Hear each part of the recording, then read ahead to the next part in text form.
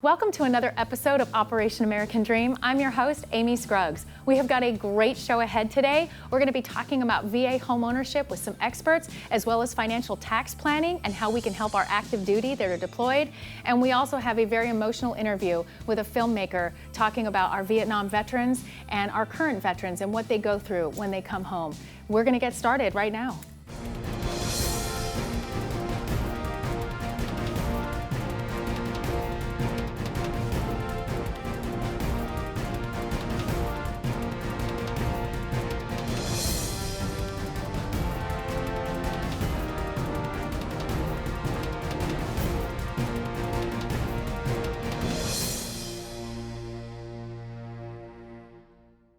Hi, welcome back to Operation American Dream. I'm Amy Scruggs, your host, and we have an incredible guest coming to us today from New Orleans, Louisiana, and it's Anita Sugimura Holsapple, and she is an incredible director and filmmaker of a documentary that just touched my heart so deeply, and I would be excited for all of our viewers to see this documentary. But first, Anita, thank you so much for being on Operation American Dream today. Thank you. Thank you for having me and inviting me to participate in this show. I really appreciate it. So for all our viewers, they don't know the film I'm referencing and why I'm so passionate about this, but if you could tell me a little bit, your background, the daughter of a Vietnam veteran, your father, two Purple Hearts? Mm-hmm. And two Purple Hearts, yes. So give me a little bit of that background.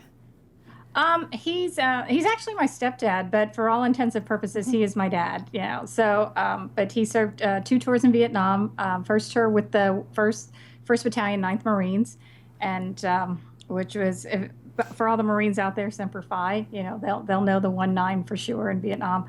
But it received 2 Purple Hearts, and my mom is Japanese, hence Sugimura, and she survived the bombings of Japan during World War II. My goodness. So a lot of trauma in my upbringing, but hopefully moving it into a positive way with this film. Right. And you put together an incredible film that is really highlighting the real story behind what veterans go through when they come home. But I want to go back further. Something that was such an impactful moment was you talking about being a little girl. Your dad was coming home from the war. You guys all get in the car. You're so excited to see him. And tell me what you saw as a small child that his welcome back was. Well, interesting enough, it was in San Diego over at Lindbergh. Wow. Because when the guys came back from Vietnam, I mean, I remember my dad, they just put him on a Continental airline, and they flew in. I think my dad arrived first in San Francisco and then came down to San Diego, where we picked him up. And at that time, there was such a social divide, as we all know. But my mom and I went to pick him up at the airport, and it was just this massive amount of protesters. It was just everywhere, and yelling and screaming. And I was very, very young, and I'm in the backseat of the car. And it just leaves such an imprint on your soul. Because here I'm this little girl, I'm this child, and I haven't seen my dad for 13 months, and he's coming home, and it's the most wonderful moment as a child, is being able to see a parent come home from war. And so we're so excited, and my dad comes out, and I'm sorry, it just is so emotional for me, but it was just so heartbreaking because the protesters started yelling at him, and they were throwing things at him, and it was just awful. I can't remember everything they said, but I just remember the signs. I remember just how vocal everybody was, and just how traumatizing it was. But my dad, being a Marine, he was just very, very stoic, and he got to the car, and and we just got out of there as quickly as possible. But it was such a defining moment for me as young as I was. I mean, elementary school age, very, very young child, but I just remembered it and being so confused because I didn't know how to process it, and I didn't know what it was. And then, what I came to realize as I started studying more about PTSD and just the social divide that existed then versus what's happening now, I know that it haunted my dad. It haunted him forever. And with every Vietnam veteran that I've ever spoken to, that's something that sticks with them. And it is a factor into their barrier to healing completely. Because they just didn't have that welcome home. They didn't have that acceptance. They didn't have that acknowledgement. And at that time, people just couldn't separate what was happening in Vietnam to the men and women who were over there serving, Right. you know, in whatever capacity. And it was this very was- challenging. There were so many families experiencing this exact same Absolutely. thing, and so many people in today's time that don't realize that that's a huge part of our history and what happened. So I want to fast forward a little bit here, because you took this experience and this passion and you put together an incredible film. Tell us the name of the film and what you're doing with it, and why you were so inspired. Inspired, obviously, for personal reasons. It became a mission. You know, it was just to grow up and see my mom and dad both with PTSD and how they processed it, and as my dad got older and watching it manifest again, I you know, and once and I knew I wanted to do something with it when I was in grad school. Sorry, I talk with my hands a lot. It began as a research project, actually, in graduate school. But then when the towers came down, and it just hit me in a way, not only as an American, but you know, as a military family member, and that military child came out of me, and I just thought, oh my God, these families, what they're going to have to go through again. Absolutely. So it motivated me again. I said, I don't want us to do and feel the way we felt back then. And I wanted to create something that would bridge the two stories somehow.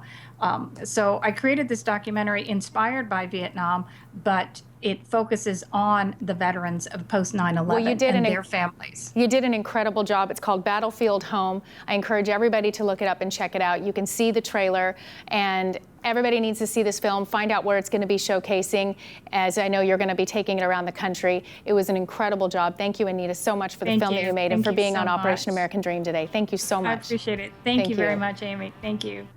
We'll be back with more Operation American Dream.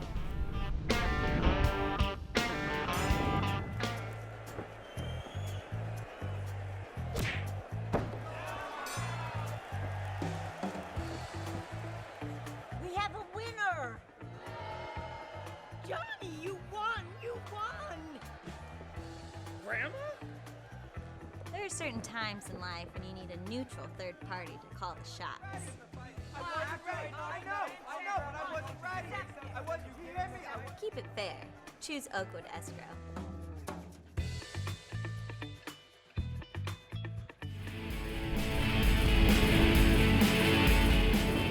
Welcome back to Operation American Dream. I have an awesome financial tax planner that is not just any financial tax planner. He is Roadmap Tax Service, Jesse Lipscomb. Thank you.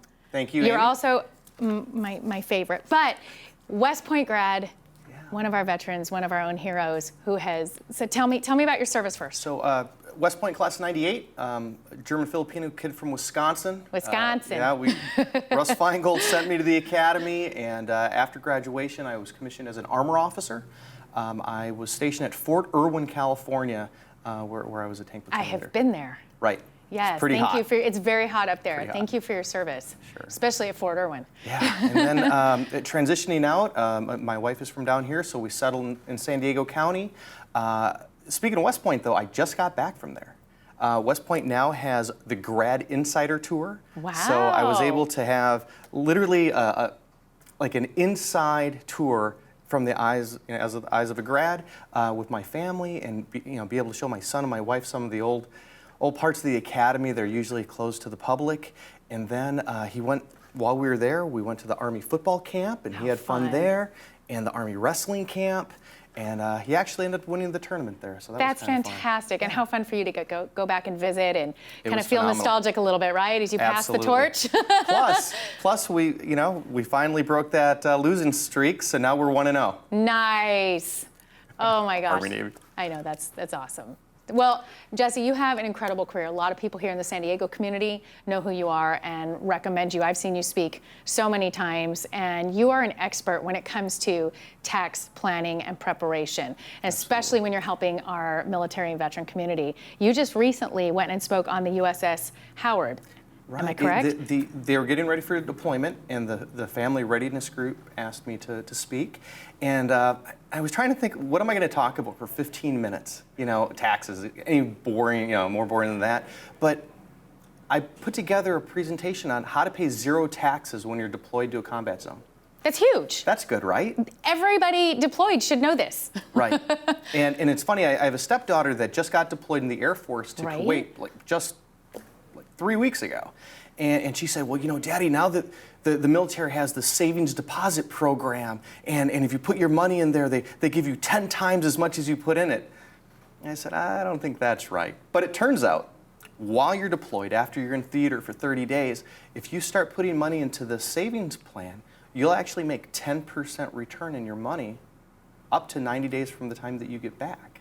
That's outstanding. So here's a really easy strategy for our veterans, or rather our active duty. If you get deployed, you're going to get hazardous duty pay while you're in a combat zone. Let's say it's $250. Okay, $250 a month. You're there for 10 months. It's $2,500. Right. Okay, you've already lived your life without the $250. So go ahead and put that into the savings deposit program, and you're going to make 10% on that. Plus your income in the combat zone is tax-free. Then when you get back in theater, or back in out of the theater, you can take that $2,500 and put it into a Roth IRA. Why? That's then tax never money, and you were paid tax-free money to do your duty to your country, and you do that again and again, and it adds up over time. Every deployed family needs to know about this. It's Absolutely. incredible information. Incredible Absolutely. information that could prepare them for when they're back, they start their families or whatever age they're at, that this is now there for them. They can use this for purchasing homes. For whatever, Exactly. Absolutely. And if you have $10,000 in a Roth IRA, you can use that as a down payment on a home and pay absolutely no taxes, because the trick with Roth IRAs is that the money you put in first comes out first, even if there's earnings. Okay. Additionally, that everybody always has a question: should I put my money in an IRA or should I put it into a Roth IRA? Well, if you're not deployed and you're just regular at home, stateside, it's very easy. All you have to do is look at your tax return. It's line 43. It tells you what your taxable income is. If you're single, if it's over $37,000, you need to put that money into either your TSP or an IRA. Okay. If it's under $37,000, go the Roth method. The reason I say that is that $37,000 single and $75,000 married is the break point of the 25% tax bracket. So if you put away 10 grand at 25%, you save $2,500. It's pretty good. Right. Right? But if you were in the 15% bracket, it would only save you $1,500. Might as well go with the Roth. It's kind of an easy rule of thumb. I know most of the industry talks about adjusted gross income, AGI, whatever. I think your taxable income is really much more important.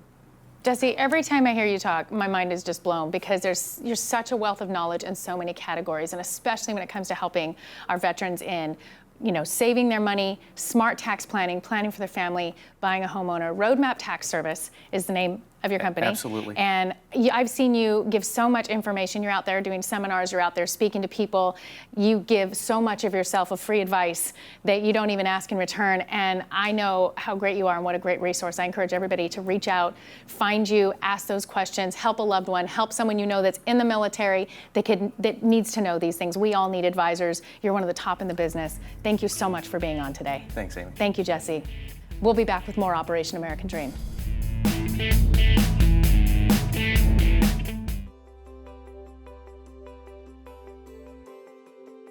As a real estate professional, there are only so many hours of the day, which means efficiency is more than a buzzword. It's a daily necessity. Two tools from First American Title can help you keep on top of your transactions, either at your desktop or on the go. My First Am puts comprehensive property data at your fingertips, where you can review recorded documents, past transactions, or locate comparable sales quickly and easily. Cost First can also ensure you have 24/7 access to closing costs data, allowing you to generate net sheets, calculate fees, update documents, or email, print, or save your reports, along with TRID calculation and consummation date timeframes. Each sale includes a number of stages to manage, each with the possibility to delay a closing or derail it altogether. Let Cost First and My First Am keep your transactions on track. Contact your local First American representative to get started today. Welcome back to Operation American Dream. I have a great guest right now, Sarah Faraday with Welcome to San Diego Real Estate. Sarah, thank you so much for coming on. Thank you for having me. I was so excited to meet you and be able to hear a little bit about your story, which is why we're in here right now. Right. Because you're not just real estate, but you have an incredible background in the Army. Can you share a little bit of what you've done, and also your husband as well? Sure, yeah. So I was an Army interrogator for about 8 years, and was mostly on the East Coast, lived in Washington, D.C., and in Charlottesville, Virginia, actually. Met my husband when I had just gotten back from doing a tour in Afghanistan. I was on the border of Pakistan. How long were you on tour? I was on tour for 18 months, My actually. goodness. Yeah, it was a pretty long set of orders, but it was great. Well, that's incredible. So after tour, then you come back and you're now, assigned to a new position. Right, so I was assigned to the National Ground Intelligence Center in Charlottesville, Virginia, as a document and media exploitation instructor, and that's where I met my husband. So originally we were doing long distance, and we were going to move back to DC, but then just spent so much time in San Diego because he was stationed here. Fell in love with it, and it's San Diego. Right. I mean, you're getting great weather all year long, right? If you get to pick. Exactly. So decided, you know what, we're never leaving. And so gave up my career in the intelligence field and decided, I always thought I wanted to give real estate a try. So Which does require a tremendous amount of intelligence, especially as you're dealing with clients and everything that goes with it. That job has its own set of difficulties. I can't imagine the skill set that you're bringing in from your background to working in real estate. And you're working primarily downtown, am I correct? Primarily, yeah. So our brokerage does like to focus on downtown. We are more of a niche brokerage, though I do a lot of work with veterans using their VA loans as well. So we'll go outside of downtown, but part of what attracted me to the brokerage that I'm working for is that it is so centrally focused, and that we can be a master of that space and really develop relationships with all of the local business owners. Relationships are king, and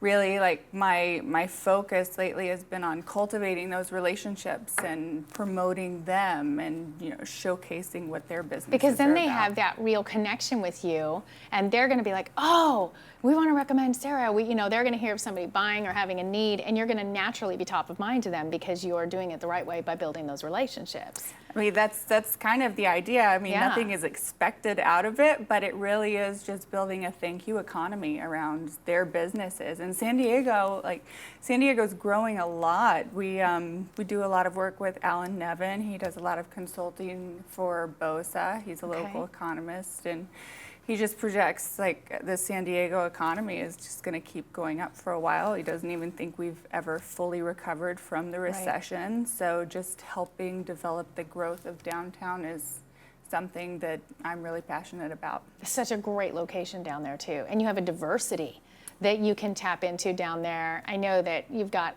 clearly a lot of veteran and active duty relationships that you can establish down there. You are really good at helping them with condo purchase with the VA, am I correct? Right. So I think that there's a common misconception with the VA loan, thinking you can only use it to purchase a single family home, when a lot of the condo buildings downtown, their HOAs have done a great job getting their buildings approved, and the list is growing of condo buildings that are available to use your VA home loan on, and it's zero money down. It's a tremendous opportunity for veterans. And what veteran doesn't want to live downtown? Absolutely. And you're right, it is a misconception, and it's education of them knowing, no, you can buy a condo, you can use your loan for this. And what an awesome thing that you're doing to be entrenched in that and know which ones are approved buildings and helping them with that education. You can relate to them because of your background in the military and your husband's as well. So I love that you've transitioned this into such a beautiful career that hopefully you're enjoying. You can tell, it seems like you really enjoy helping people. We own downtown.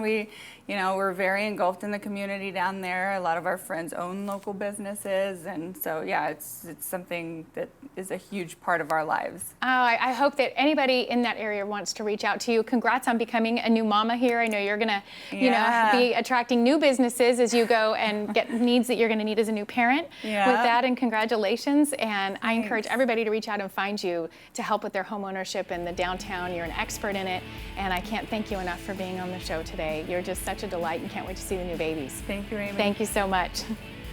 We'll be back with more Operation American Dream. Hey, Craig Sewing here, your host of The American Dream. Thank you so much for tuning into the show. I want to invite you to engage in the conversation outside of the show. How do you do that? Visit us online and on social media. We have so much activity happening there, full interviews, resources, all kinds of cool stuff that you can engage with us and our conversation and help support the American Dream, where we're combating all that negative stuff you see in the media. But don't forget, I also want to be your #1 consumer advocate, so anything we can help you with, finance, real estate, mortgage, tax planning, estate planning, even credit scoring, we have the resources and the relationships that we can help you. Visit us online, engage in the conversation on social media, and don't forget, we want to empower your American Dream, so reach out if you ever need anything. Thank you so much for tuning into the show, and thank you so much for following us on social media and engaging in the conversation. Cheers to your American Dream.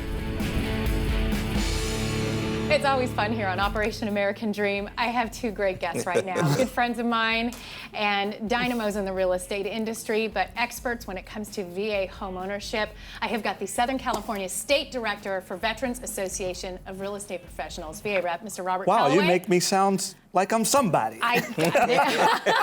You are. And Okay. Andre Hobbs, you are our chapter president here in San Diego. Yes, I am. And you guys have been doing an amazing job for years with VA Rep. Yes. In getting the word out there on VA homeownership and educating our real estate community and also our veteran and military community. But you just got back from a very important event, which is why I brought you in here today. You guys were in DC at the policy conference. So I haven't even heard about this yet.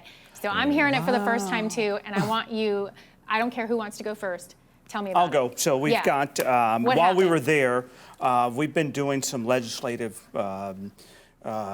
lobbying for our veterans. And so while we were there the first day, we had HR 2777 that was introduced to the floor, which is, let me read it because I'm not as young as I used to be. Give a Veteran Home Loan Choice Act, which with that, it will take a comparison of the VA home loan against FHA and against conventional. Okay. So that helps the veteran to make a better decision because, as you know, one of our points is homeowner advocacy and financial literacy. So with that, as you know, in the past, a lot of the veterans have been dismayed or discouraged from using the VA home loan. So this gives them that comparison. And also last year at the policy conference, we had the military identifier added to the loan application, the 1003, that have you served what branch services. So see, that's incredible. Tap into that a little bit. So that means that they can go in and actually identify that they're a veteran Yes. and what branch they served on the loan application. on the loan application. On the back side of the loan application where you have the ethnicities and so forth, the African Americans, Caucasian, whatever,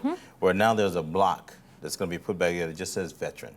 So now when it's going to hold loan officers accountable, Absolutely. basically asking that Yes. question. So, excuse me, Mr.